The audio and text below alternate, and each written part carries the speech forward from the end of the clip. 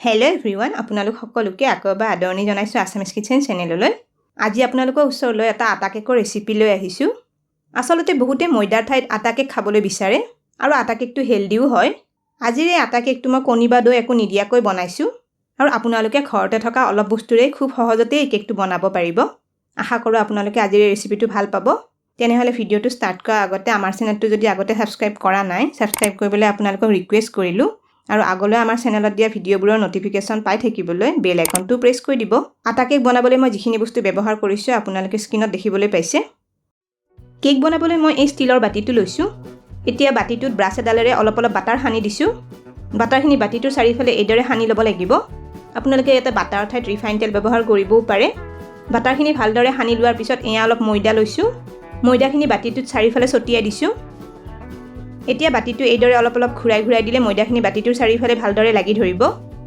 এয়া চাওক ময়দাখিনি ধুনীয়াকৈ বাতিটোত লাগি ধৰিছে। এতিয়া এই বাতিটো ৰাখি দিম। এতিয়া এটা ডাঙৰ বাতিত 1 কাপৰ 3/4 এভাগ ৰিফাইন তেল দি ল'লোঁ আৰু এয়া 1 কাপ গুড়ি কৰি লোৱা চেনি দি দিলোঁ।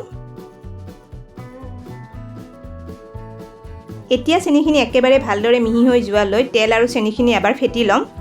ইয়াতে আপোনালোকে গুড়ি চেনিৰ ঠাইত গোটা চেনি ব্যৱহাৰ কৰিবও পাৰে।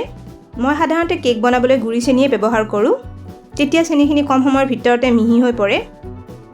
এয়া চাওক চেনিখিনি ধুনীয়া মিহি হৈ পৰিছে। এই চেনিৰ মিক্সাৰটো এতিয়া ৰাখি দিছোঁ। এইফালে এটা বাতিত এয়া 150 গ্ৰাম আটা লৈছোঁ।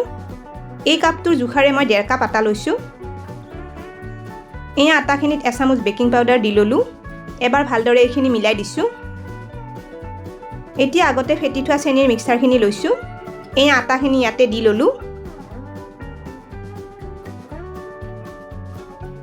আৰু এয়া 1 কাপ গাখীৰ লৈছোঁ। গাখীৰখিনি অলপকৈ দি আটাখিনি মিক্স কৰি ল'ম। এই গাখীৰখিনি মই নৰ্মেল টেম্পাৰেচাৰত থকা গাখীৰ লৈছোঁ। মানে গাখীৰখিনি গৰম কৰি লোৱাৰ পিছত ঠাণ্ডা হ'বলৈ দিছোঁ, তাৰপিছত ব্যৱহাৰ কৰিছোঁ। গাখীৰখিনি এবাৰতে বেছিকৈ দি লোৱা নাই, অলপকৈ দি মিক্স কৰি আছোঁ। গাখীৰ আৰু আটাৰ মিক্সাৰটো মিক্স কৰোঁতে এইদৰে লাহে লাহে কৰি ল'ব লাগে। বেছি জোৰেৰে ফেটিলে কেকটো কোমল নহ'ব। এইখিনিতে এটা ৰিকুৱেষ্ট কৰিলোঁ, ভিডিঅ'টো চাই যদি ভাল পাইছে এটা লাইক কৰি দিব আৰু আপোনালোকৰ ফেমিলি আৰু ফ্ৰেণ্ডৰ মাজত আমাৰ ভিডিঅ'টো শ্বেয়াৰ কৰি দিব। এয়া কেকৰ মিক্সাৰটো মই 4 মিনিটমান সময় ফেটি ল'লোঁ।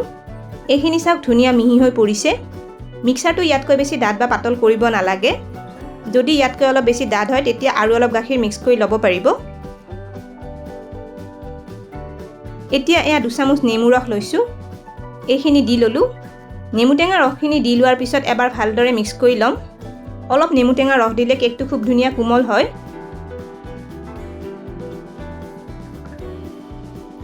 আৰু এয়া 2টা গুড়ি কৰি লোৱা ইলাচি দি দিলোঁ। আকৌ এবাৰ গোটেইখিনি মিলাই দিছোঁ। ইয়াতে আপোনালোকে ইলাচি গুড়িৰ ঠাইত 3-4 টোপালমান ভেনিলা এচেঞ্চ দি ল'বও পাৰে, নাইবা একো নিদিয়াকৈ এনেও বনাব পাৰে। এতিয়া আগতে বাটাৰ সানি থোৱা কেকৰ বাতিটো লৈছোঁ। কেকৰ মিক্সাৰখিনি ইয়াতে দি লৈছোঁ। বাতিটো অলপ এইদৰে থপথপাই দিছোঁ। তেতিয়া কেকৰ মিক্সাৰখিনিৰ পৰা এয়াৰ বাবলটো ওলাই যাব। কেকটো বেক হ'বলৈ কেৰাহী এটা গেছৰ ওপৰত বহুৱাই দিছোঁ। মাজত এডাল ষ্টেণ্ড দি লৈছোঁ। আপোনালোকে এনেকুৱা ষ্টেণ্ডৰ ঠাইত সৰু প্লেট এখন ব্যৱহাৰ কৰিবও পাৰে। এতিয়া ঢাকনিখন লগাই কেৰাহীটো মিডিয়াম ফ্লেমত 10 মিনিটমান সময় গৰম হ'বলৈ দিম। 10 মিনিটমান সময় পিছত কেৰাহী ঢাকনিখন আঁতৰাই লৈছোঁ। এতিয়া কেকৰ বাতিটো ষ্টেণ্ডডালৰ ওপৰত বহুৱাই দিছোঁ। এয়া বগা তিল কেইটামান লৈছোঁ। অলপ তিল কেকৰ মিক্সাৰখিনিৰ ওপৰত ছটিয়াই দিছোঁ। ইয়াতে আপোনালোকে যিকোনো ড্ৰাই ফ্ৰুটছ বা টুটি ফ্ৰুটি ব্যৱহাৰ কৰিবও পাৰে, নাইবা কেকটো এনেও বনাব পৰা যায়। এতিয়া আকৌ কেৰাহী ঢাকনিখন লগাই গেছৰ ল' ফ্লেমত কেকটো 50 মিনিটমান সময়ৰ কাৰণে সিজিব দিম। প্ৰায় 50 মিনিটমান সময় পিছত কেৰাহী ঢাকনিখন আঁতৰাই লৈছোঁ। চাওক কেকটো ধুনীয়াকৈ ফুলি আহিছে। এডাল শলা সোমাই কেকটো সিজিছে নে নাই এবাৰ চাই ল'ম।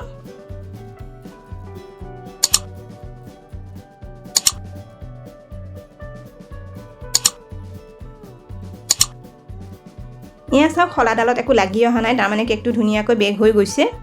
যদি কেকটো অলপ ভিজা যেন হৈ থাকে তেতিয়া আৰু 10 মিনিটমান সময় কেৰাহী ঢাকনিখন লগাই কেকটো সিজিব দিব পাৰিব। এতিয়া কেকটো একেবাৰে ঠাণ্ডা হ'বলৈ দিম। এয়া কেকটো ঠাণ্ডা হৈ গৈছে। চুৰি এখনেৰে কেকটো অলপ এৰুৱাই লৈছোঁ। প্লেট এখন বাতিটোৰ ওপৰত দি বাতিটো ওলটাই দিছোঁ। বাতিটো অলপ এইদৰে থপথপাই দিলে কেকটো ওলাই আহিব।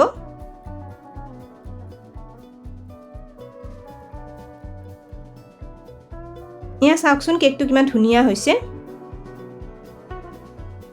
কেকটো এক পিচ কাটি লৈছোঁ।